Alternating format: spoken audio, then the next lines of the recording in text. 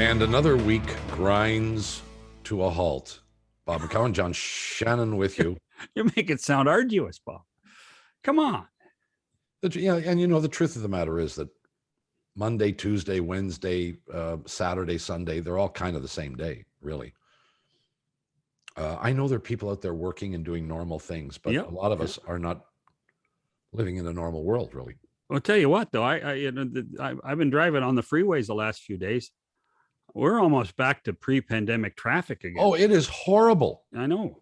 I was driving. Well, you and I saw each other. John and I met at my new abode because I had to drop off food for John and Mickey.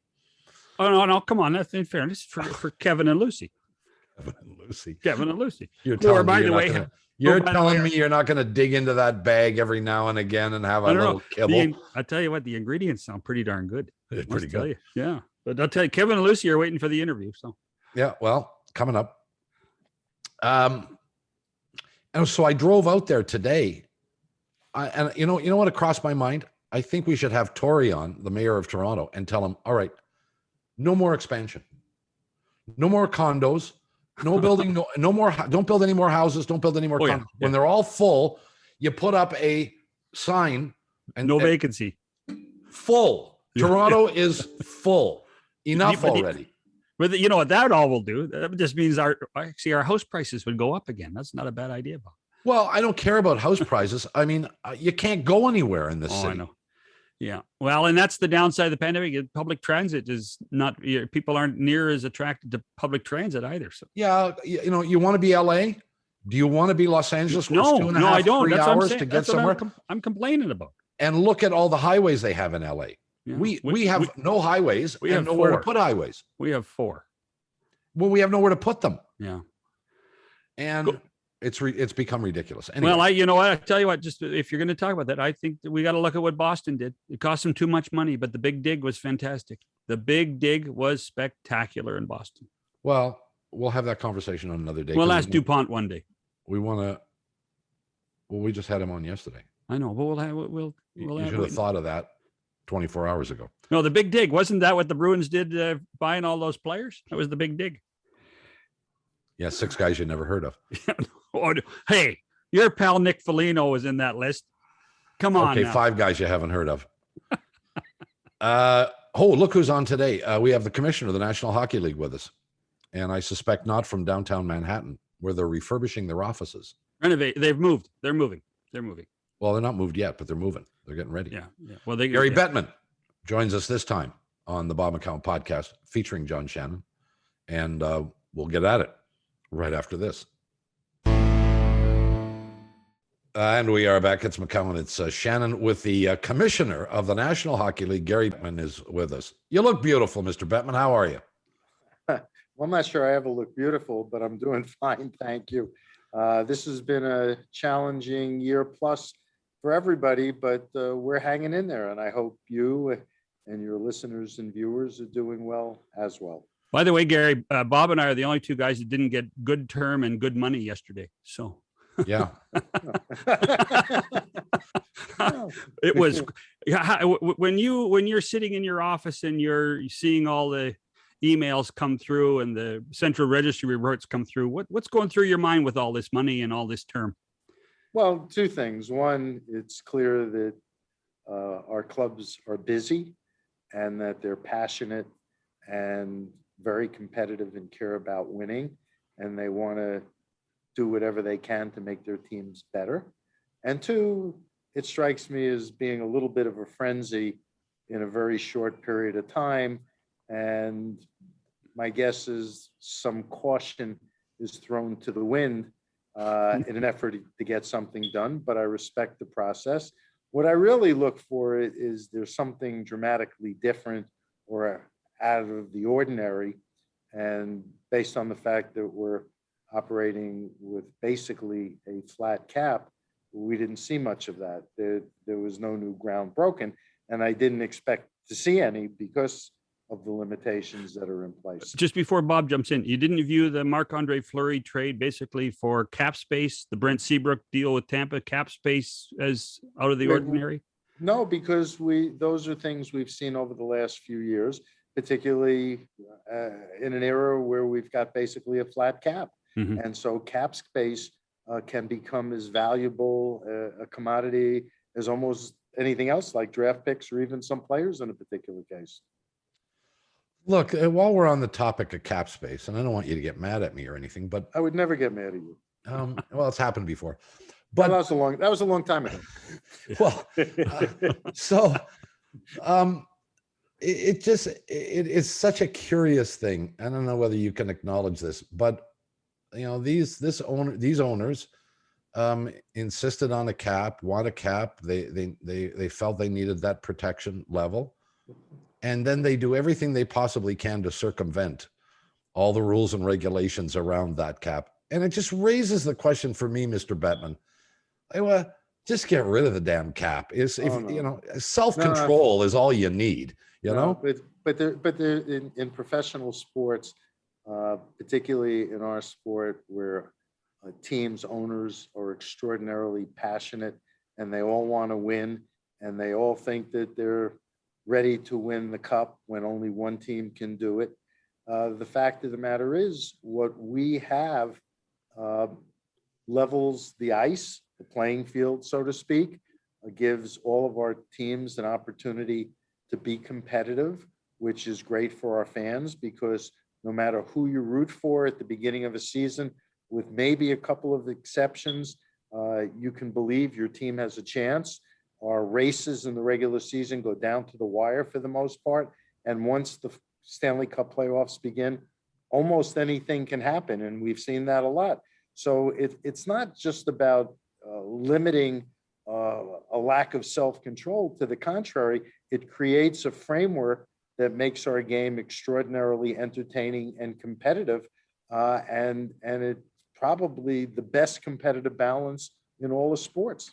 well, how have you as a group with the owners discussed the notion of a soft cap, of a cap where with punishment for going over, such as exists in baseball and the NBA? Yeah, those systems don't hold a lot of interest for us. There's still systems that create disparities.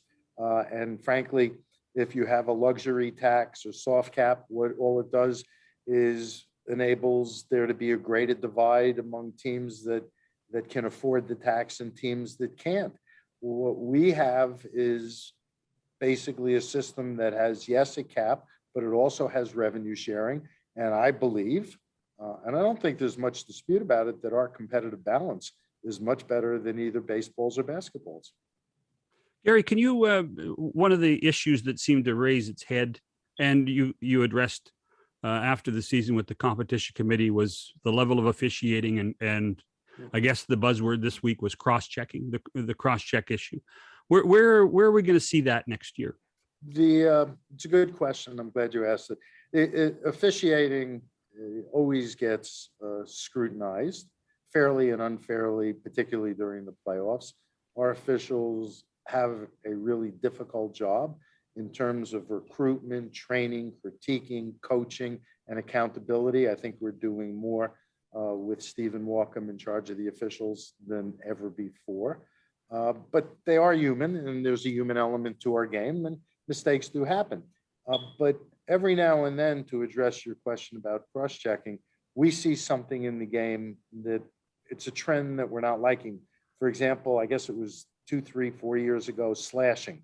The skills players were getting slashed much too much and much too hard when they were in possession of the puck, and it was resulting in plays going badly, and more importantly, hands and fingers being broken.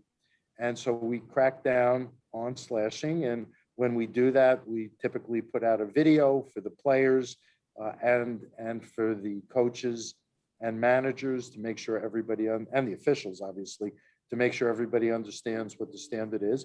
And with respect to cross-checking, there seems to be a little inconsistency and probably a little too much cross-checking, too physical cross-checking. And that's something that we'll address for next season. Again, at the start of the season, we'll compile a video so that everybody can be more comfortable with what the Titan standard would be. we went through the general managers, and we unfortunately haven't had a meeting in person in a year and a half, but we had a general managers meeting by Zoom a few weeks ago, and in advance, all of the managers were sent videos of 40 instances of cross-checking, penalty, no penalty, and on some there was complete agreement, on some there was complete disagreement, and on some it was 50-50. And working with the managers and the officiating department, we think we can improve the standard and get a little more consistent in that area. Do you think there's a different standard for the regular season than the playoffs? And we tell the officials, call the standard the way we've been calling it all season. And they're consistently instructed to do that. The nature of the game, the style of play, the fact that it's a series and there are adjustments, the fact that there's less time and space, all impact what the game looks like. And I believe that the officials are doing their best to call the standard. But we have eyes, and we can see this, and we've had a couple of discussions, if not arguments, Shannon and I with others, over this very thing, and this is not new. No, Gary, this dates to well before you came, and you've been around for about 100 years now. Thank you. You're welcome. And the fact that I know that is because I've been around longer than that. That's true. But it's ever been thus. Officials put their whistles away when it comes to the playoffs. They only call the obvious. Except they don't put their whistles away. The number of penalties being called isn't much different than the regular season. I don't have the stat in front of me, but I believe within a penalty a game in either direction, they're calling the same number of penalties. The physicality is greater. And I guess in terms of if, we're trying to not have games decided by marching everybody to the penalty box, and they're trying to manage how the game is called in a way that the game can get played and decided by the players on the ice. But going back to your point, I've seen letters that we have in our archives going back to the 30s and 40s where there have been the same complaints about officiating. I acknowledge. And no, I agree. And it's something we continue to focus on and work on. But in the final analysis, it's not the officiating that's deciding these games. It's the players who are deciding it as it should be. The Tampa Bay Lightning didn't win back-to-back championships because of the officiating. All right, I'll give you that. I think I left you guys speechless for a second, which is a rare commodity. No, the truth of the matter is this is an argument and a discussion that could go on ad nauseum. Yes. And we don't have neither the time nor the inclination to do that. It is what it is. What it is. Well, let's get to a couple of other things that are Sure. going on. You released a preliminary schedule for next year. There is a window within that schedule that accommodates an appearance at the Olympic Games. Yes. Give us some kind of an update as to where you are in that process. Well, that's a great question. And if for those who haven't read the press release carefully, at the bottom, before you see the schedule, it says this is based on the assumption that we're going to the Olympics because there are still open issues that need to be resolved. And that's what's being worked on. Most of those issues are focused on the players, things like travel and insurance and the like. There is a concern about COVID. And my own view is we made a commitment in the extension of the collective bargaining agreement a year ago that if everything would be worked out, we would take a break so that the players could go to the Olympics.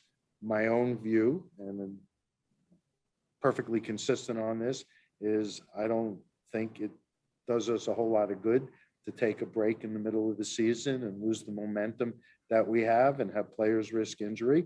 But the players told us that this was important to them. And we said if everything could be worked out, we would go. In an environment where we don't know what COVID's going to be like, where we've had the last two seasons disrupted in one manner or another, the way we had to finish the 1920 season, the fact that we had to play an abbreviated later season for the recently concluded season. I think it's a mistake to go, but if everything can be worked out, we'll go. If things can't be worked out in the not too distant future, we do have a backup schedule, which moves everything back into the 2 weeks and puts us on a more normal time frame. We're focusing on next season in terms of the schedule itself, whether it's the Olympic schedule or the non-Olympic schedule. We're going to open in relatively early October, and we're planning a normal season, and that's our hope. I just think under all of the circumstances, it would be better for the league as a whole and the game if we didn't go. But if it can all be worked out, we promised we would, and we'll adhere to that promise. Do you have a drop dead date of deciding? Well, it's at some point. My drop dead date was actually the end of last May. Right. Okay. And because it wasn't worked out, and because we know how important it is to the players, we then had Steve Hatzapetros, who does our schedule, do the incredible task of trying to do 2 schedules. It's coming up. We can't go on indefinitely without knowing for certain whether or not we're going. It's really bad on every account you can imagine, including from a fan and business standpoint. As someone who has lived those Olympics, some with you and some without you, access is always a big issue that never seems to get resolved. Has anything been resolved there, and can it be resolved? Well, I'm hoping it can be resolved. You know, the world has changed since we first went to the Olympics in Nagano, which was, well over 20 years ago. But in terms of having a network, both radio and linear, in terms of social media, for us to disappear for 2 weeks in this day and age is really a lot to ask of us. And, we're in discussions with the rights holders as well to see that we can be accommodated in using the fact that our players are playing in a best on best tournament, because we've been willing to shut down for 2 weeks and allow the players to participate. There hasn't been a lot of mutuality over the years in terms of what we're allowed to do, in terms of what we're providing to the Olympics for their tournament. Now, on that topic, your partners, the players, do they understand they shouldn't be going dark for 2 weeks, or do they not view it that way? No, Don Fear and I have a very good, candid, open relationship. In fact, when the phone rang a couple of minutes ago, I noticed it was him calling. They understand the issues. The union, I think, understands exactly how we feel and why. But the players very much want to represent their countries, and that's something I respect. If it wasn't important to the players, we wouldn't be having this conversation, because we would have made the decision long ago not to go. Frankly, we miss South Korea, and as a sport, as a league, we didn't miss a beat, and I think we were better off for it. But at the end of the day, we have a very diverse pool of players from all over the world, and it's important to them to represent their countries. And that's why we agreed, if it can be worked out, we will shut down for the required couple of weeks to let it happen. I'm intrigued by the process here. It seems to me that it doesn't seem to me, it's clear there are issues that have to be resolved. There are differences of opinion. Is there an ongoing dialogue? Yes. There is. Yeah. So It's really a multi-party dialogue. For the most part, other than the punchline, we in the Players Association are focused on the same issue, and we're very supportive of the goals that need to be achieved that the Players Association is working on. But it involves the International Olympic Committee, it involves the International Ice Hockey Federation, and the IOC on a number of occasions has suggested that they don't want to pay any particular sport extra just to have its pros there. Whether or not they mean it, and that ultimately is the case, we'll see. But certainly it's a major expensive undertaking for the players to go to the Olympics, particularly halfway around the world. And that's certainly not a cost that we're inclined to bear. because we're not so sure this is a good idea to begin with, to understate it. Well, what kind of cost are we talking about here? I mean, we're talking about tens of millions. Are we talking hundreds of millions? No, tens. Tens of You millions. have, you have travel, you have insurance. There used to be an issue of accommodations for players, guests, and families. So, but you know, in the COVID era and watching what's going on at the Tokyo Olympics, it's quite possible that there might not be spectators, and that and that visitors, you know, family, friends, spectators won't be there, which is maybe another reason that maybe this isn't the best platform for us to be exhibiting our games, particularly if the venues are empty. I have been through the conclusion of one season and another season where we were partially without fans. The game isn't as energized without fans in the building. Our game and our players are getting a tremendous amount of energy from the fans in the building. And you could see that during the playoffs, because in buildings that were partially full, you know, Montreal was a good example in the Stanley Cup final, 3,500 people. It sounded like the building was full. That's an essential part of our game. So would you categorize this as a discussion or a negotiation? I'm really intrigued by where this is at and what the level of conversation actually is. I'm not sure it's a negotiation or a discussion. It's somewhere in between. Everybody knows what the issues are, and the question is how they get solved. We're not, for example, this isn't a negotiation between us and the Players Association where we say, you give us this, we'll give you that. This is really about, is the IIHF and the IOC, are they prepared to do and make the arrangements that are necessary to make this a reality? Because first and foremost, we want to make sure that the players and our clubs aren't at risk. There has to be a frustration, Gary, because I mean, this is Groundhog Day. This is the same conversation you had in Salt Lake City. Yeah, well, this is the same conversation we've had every time. And again, and I know I'm repeating myself, we know this is important to the players, and that's why we go through this process repeatedly. And that's why we ultimately, after missing South Korea, not participating, we were prepared to go back because that's what the players wanted. You raised the vaccination issue, which is an intriguing one for all sports. You can't mandate that your players get vaccinated, or can you? Well, you can in collective bargaining, but again, this is one where we've worked very closely with our medical experts and most importantly with the Players Association. Our players as a group, pretty good. I think based on the most recent surveys, we're going to be somewhere by September in the high 80 to 90% vaccinated. The league office, for example, I think we're somewhere between 92 and 94% vaccinated. I think for the most part, our players, our officials, people who work at the league office and clubs get it and have gotten it. And, you know, I, like all the people that have worked on this, particularly Bill Daly and his group and Wynnum Mawissa, who's our chief medical officer, have focused on the medicine and the science. And I think if we're going to get through this pandemic, being vaccinated is going to be important. And I know there are a lot of people throughout the world, particularly in the US and some in Canada, that don't believe in vaccinations, but we're seeing another spike. And it appears from all the data that's out there and everything I'm reading and seeing that the spiking is happening largely among unvaccinated people. You know, this has been a tough year and a half for everybody. And the sooner we can all get through it, the more we can get back to normal lives. So based on that, how you talked about the energy that crowds bring the players and the game.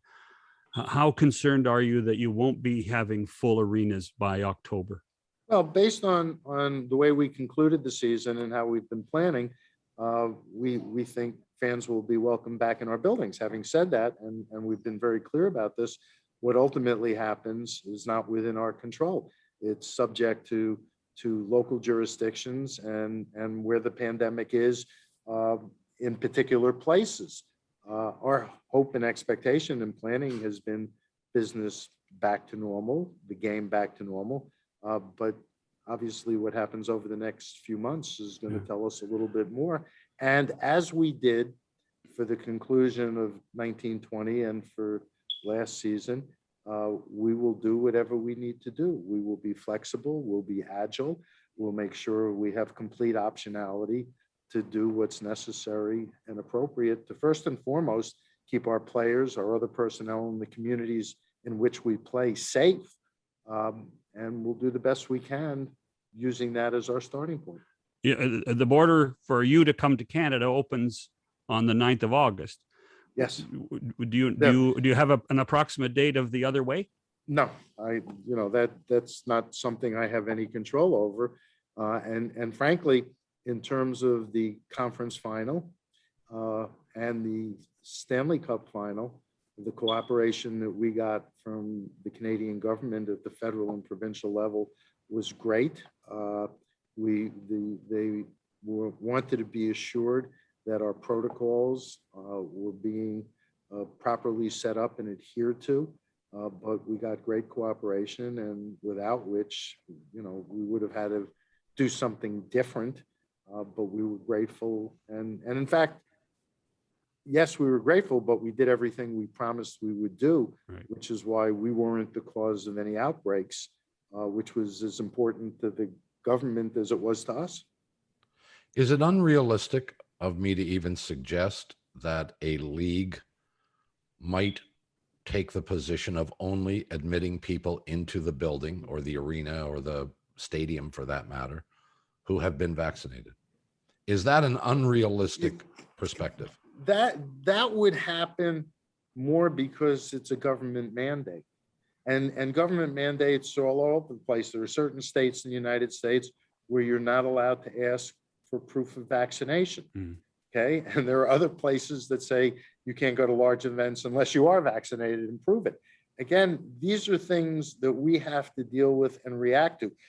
Best example is when the border between Canada and the US was sealed, we had to realign because we couldn't get teams back and forth. Understood. That's why I say the things that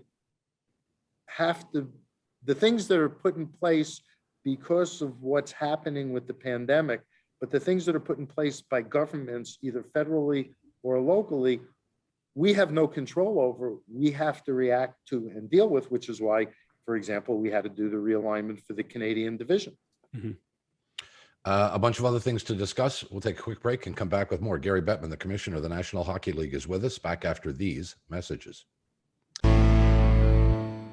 It's McCowan, it's Shannon, and Gary Bettman is with us. He needs no introduction. He's the commissioner of the National Hockey League, joining us from his summer place in the Northeast. Hey, Gary, one of the things that I thought was a positive out of the pandemic season was the taxi squad, the access to players easily. Do you have any, has there been any discussion with the Players Association or with the teams of a desire to maintain a taxi squad? No, because I think at the end of the day, those on the taxi squad, not all, but most, would be better off playing a normal schedule in the AHL or whatever other league they might be involved in. And so, it was what we needed to do under the circumstances, mm-hmm. But I don't think it makes sense for the longer haul. One of the things that happened recently, with which you are, I'm sure, aware, is the Cleveland Indians have decided to change their nickname. They are going to become the Guardians. And I assume you have no issue with franchises making that decision. There are plenty of others who have not yet made that decision, whose nicknames reflect in some way, shape, or form Native North Americans. The Chicago Blackhawks are certainly the most prominent of your franchises. Do you stick your nose in that, or is that a league issue in your mind, or is that a Blackhawk issue and a Chicago Blackhawks issue? Where does that stand? It is, first and foremost a franchise issue, but on issues that are perceived to be important, I'll stick my nose in and render advice as appropriate and as requested.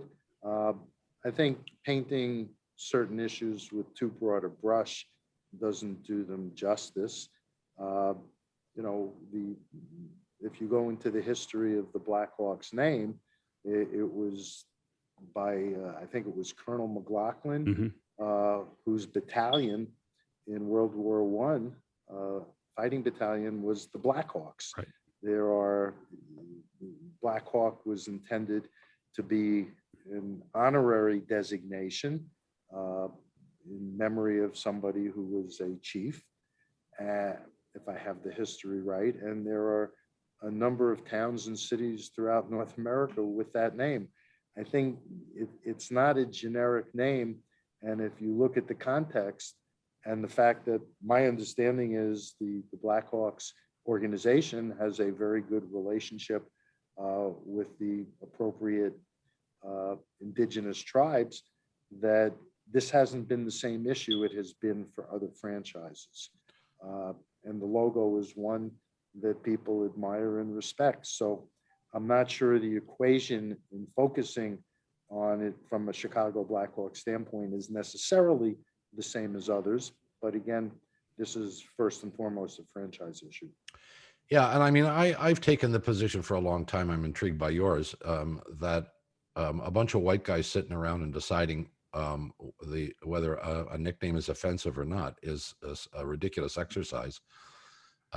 Let us hear from those who might be offended and then make a decision accordingly. Do you concur with that assessment? Yeah, well, and in fact, to the extent people are taking offense, I haven't seen it to the Blackhawks to the extent that has been for other teams in other sports. And that's why I said at the beginning, it's tough to paint these issues with a broad brush. Speaking of teams, you are 2 for 2.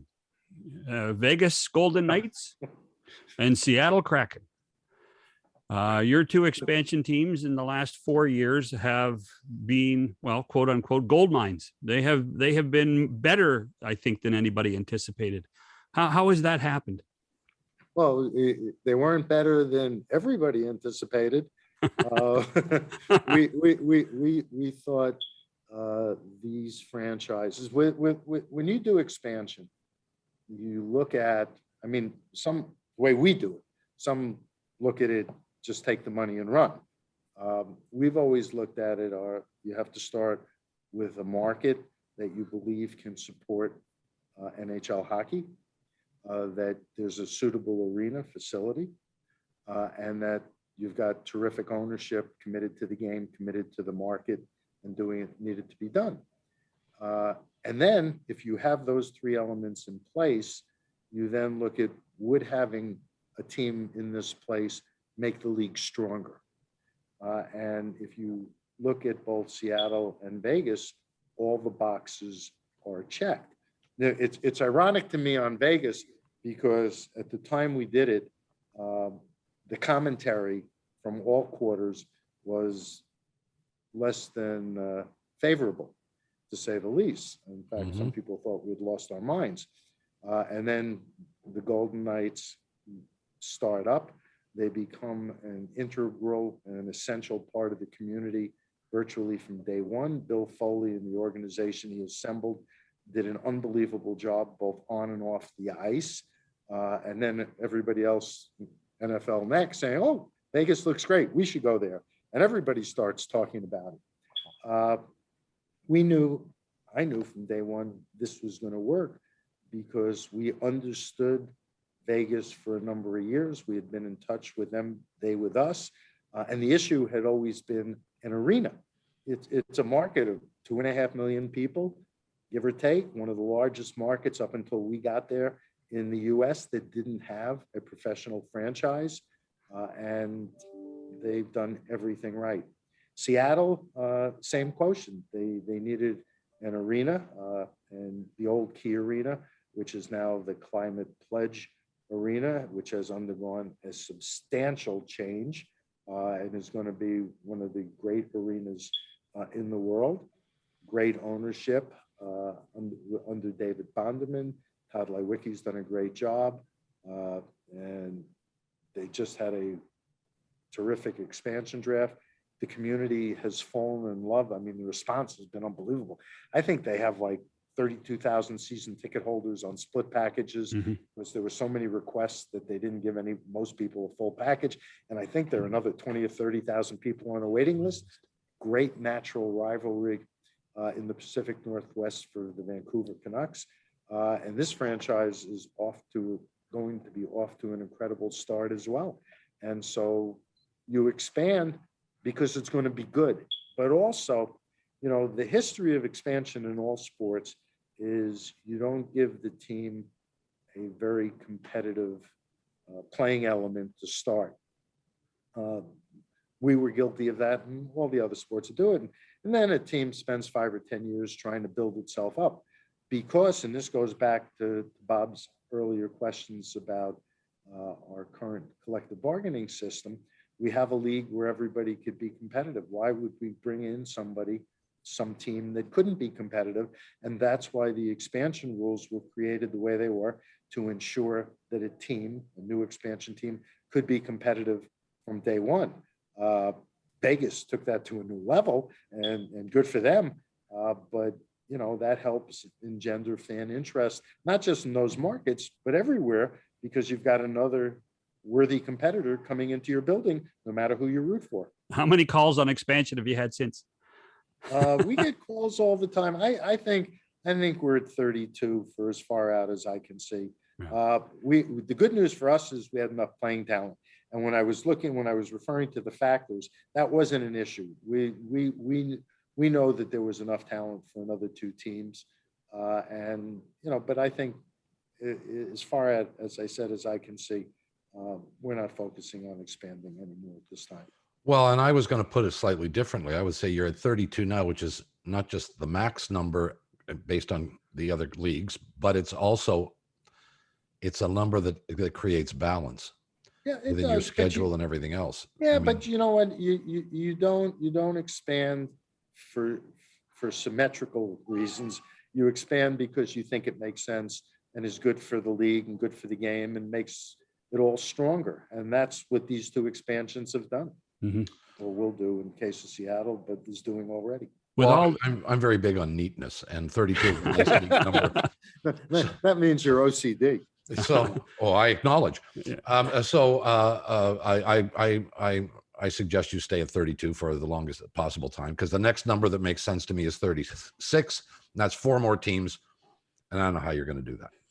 John, with all the positive news around Gary, I'm sorry, we have to ask some bad ones too. Logan Mailloux was drafted by the Montreal Canadiens on Friday after requesting not to be drafted, with some issues that he had in his time in Sweden. When you heard the name on Friday or saw the name on Friday, what was your reaction, and how do you address it? I was shocked, to say the least, particularly because the player in question had requested not to be drafted. What he did was horrible and inexcusable. And as a father and grandfather of daughters and granddaughters, I was appalled. I think it's clear that the Canadiens have now acknowledged that they've made a mistake. And so the question is how you go forward. There's no mechanism for a player to take himself out of the draft. Should there be? I don't know. That's a matter of collective bargaining, but there isn't. And so there isn't that. And what the Canadiens have said is they're not ready to sign him. He's not going to training camp. He's not going to rookie camp. They're going to evaluate his process as they try to move forward and to see what makes sense for them and him in the future. From a league standpoint, if and when they think it may be an appropriate time to come into the league, then we'll take a look at it from our standpoint to see whether or not we agree with that assessment. So you could just to. Can I finish? Oh, I'm sorry. Go ahead. That's okay. And so this is something that we will assess at the appropriate time and evaluate based on everything that's transpired, both then and subsequent. So just for clarity, then you could decide whether he is worthy of being a National Hockey League player? We've suspended players from the game who have engaged in conduct that's inappropriate. Depends on the conduct, the proximity of it. You have to take into account all the circumstances, but we are very focused on this. And I agree with the Canadian assessment. I think Jeff Molson, in apologizing to the world, especially the Canadiens fan base, said they made a mistake. I wouldn't argue with that assessment, and then we'll have to figure out how it's appropriate to go forward, and that's going to require evaluations at the appropriate time. Yeah, I can't disagree with. I disagree with Montreal Canadiens drafting the kid. I can't disagree with their reassessment or yours. I've never seen a jaw drop more than everybody's jaw drop on Friday. But you gotta remember, I was conducting the draft. Yeah, and I saw it come up on the screen that I used to see when the picks. I was stunned. maybe you should have called a timeout. Everybody else seemed to. Yeah, well, I guess the only thing here, and I don't want to make much of this, but I think the kid was 17 years old, give or take, when this incident happened. I don't know if there have been any others. We live in a society where we acknowledge a lot, we look at a lot of things when we make evaluations of people and their actions. And maybe at some point in time, this kid can show us that he did just make a mistake, that he understands how serious the mistake was, and can govern himself in a more reasonable manner. But maybe not. But you know what? And the three of us in this conversation haven't yet said, so I'll do it. Well, let's start first and foremost with the victim and the victim's family. Hear, hear. Okay, and that's why I said before, as a father of two daughters and the grandfather of four granddaughters, this was horrific, and I'm sure it has had an impact on all of their lives.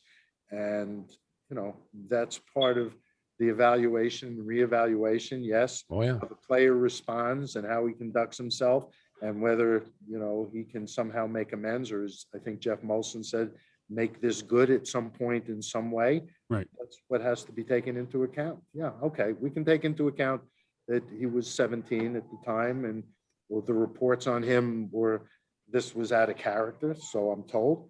But at the end of the day, there's also a victim here, and let's not lose sight of that. And the latest in Chicago on the investigation? Well, as I think you and everybody else knows, there have been allegations made which are serious. They've been made anonymously, and they're 10 years old, which doesn't change the fact that they're serious, and that there's an independent investigation ongoing to try and get a handle on exactly what happened. And once we have a better understanding of that, the Blackhawks and we will decide what would be the appropriate response. What involvement does the league office have with the investigation? What we're doing is we're monitoring the fact that it's an independent investigation, and that it's moving along and progressing. If at any point in time we weren't satisfied, we might do our own, but I don't want to interfere with what's going on now, because there's a reputable firm with a reputable former prosecutor leading the investigation who had no ties to the league or to the franchise, and is doing what needs to be done on the investigation. And we will await the results and then decide what's next from us, either procedurally or substantively, once we have a better understanding. My guess is you can't answer this question, but have they given you any kind of time frame? They're moving quickly. I mean, sometimes when you're doing an investigation, you may think you're close to the end, and then you find some information. But I get it. We're checking in regularly to make sure that it's progressing, and it is progressing. And that goes to timetable. I have no idea from a substantive standpoint what they're finding or not finding, and I don't want to know until the investigation's over. Is it imperative it's done before the season starts? Well, it's imperative that it's done right. Okay. And sometimes it's it's important sometimes to be quick and responsive, but again, not to minimize it, it's 10 years old. Let's get it right. Mhm. And then we'll deal with it. Okay. We hope you're enjoying. I assume you're sort of on vacation. You're up at the vacation I'm house. never on I vacation. get it. I'm just in different places. I'm looking out the window and it is pouring. Yeah. So there's nothing I would be doing outside. It's nice to periodically have a change of scenery, since we've all been in our homes over the last year and a half, probably more than we had been in the last 10 years. But I'm not complaining about anything. I hear you. We'll do all the complaining, and we'll do some on your behalf if you need to. And Very kind. We can make up for you, Gary. Well, I'm sure you can. Listen, at the end of the day, the most important thing is that people are safe and that they're healthy. And this has been an ordeal, COVID pandemic, for everybody. And nobody's been immune from it, and we don't take that for granted. let's get them all vaccinated. That's the first point. Hey, do you see the St. Louis Blues offered today? It's the coolest thing. You go to their arena, and you get vaccinated. You get two tickets to a preseason game. I think that's great, particularly because I think the infection rate was going up and the vaccination rate wasn't keeping up with it in Missouri. So, I mean, lots of clubs, and our clubs have opened their arenas, many of them to be vaccination site, and have offered incentives. It's we got to get through this. I mean, it's the thought of continuing this way is depressing as much as anything, as much as it is frightening for those who unfortunately get ill. We will let you go and enjoy a rainy afternoon in Vermont, and we'll bug you somewhere down the road. You're always generous with your time, and we appreciate it. I always look forward to being with both of you. Thank you. Thank you, Mr. Bettman. The Commissioner of the National Hockey League, Gary Bettman, will conclude after these messages. And we are back. As always, our thanks to Gary Bettman, National Hockey League Commissioner. I actually, Bob, after all these years, yes, I think he likes you. Well, I like him too. No, that's not the point. There were a lot of years he didn't like you. Well, there were a lot of years I didn't like him. Yeah.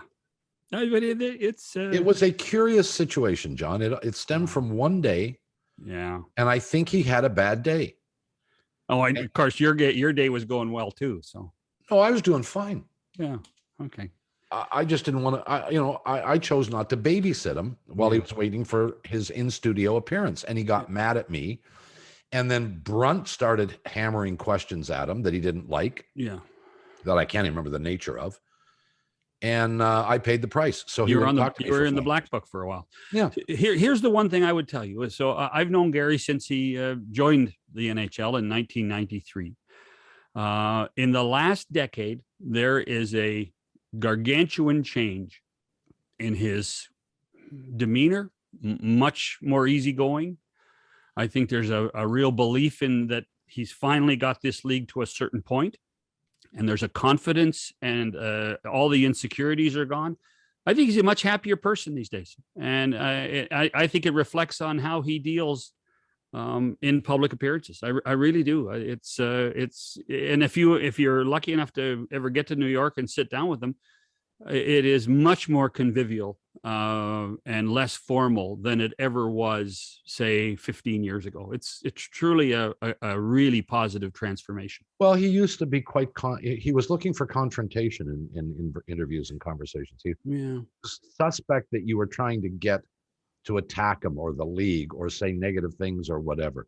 Yeah. Now he seems to be much more interested in just having a conversation about the way things. Well, I also think that there was a time in the topics that we even talked about today. Yeah, I mean, that he would have said, "No, we don't have a problem there," or "We don't have a problem here," or just wait and see with the Olympic schedule. Where you got the perception, and I say perception, and not disparagingly, but of transparency. Of hey, listen, here are the issues. Here's what we're dealing with. Just the fact that he admits that he doesn't want to go, but he's promised the players he'll do his best is something that I don't think we would have heard 10 years ago. No, I think you're 100% right. He's taken a bit of he's softened, for lack of a better word. something that I have no knowledge of. True. That being the case, we will bid everybody a fond adieu and have yourselves a swell weekend. You too, Mr. Shannon. And Thank you. we'll reconvene on Monday at the usual time in the usual place. Even though it is a holiday in most of Canada, we're going to reconvene, and because everybody still likes to listen to their podcast. Why aren't we taking a holiday? We cannot afford to. Excellent point. John has succinctly and accurately answered the question. As we are in need of pecuniary resources, we shall be conducting ourselves as if the holiday did not exist. We'll see you Monday. Have a nice weekend, everybody.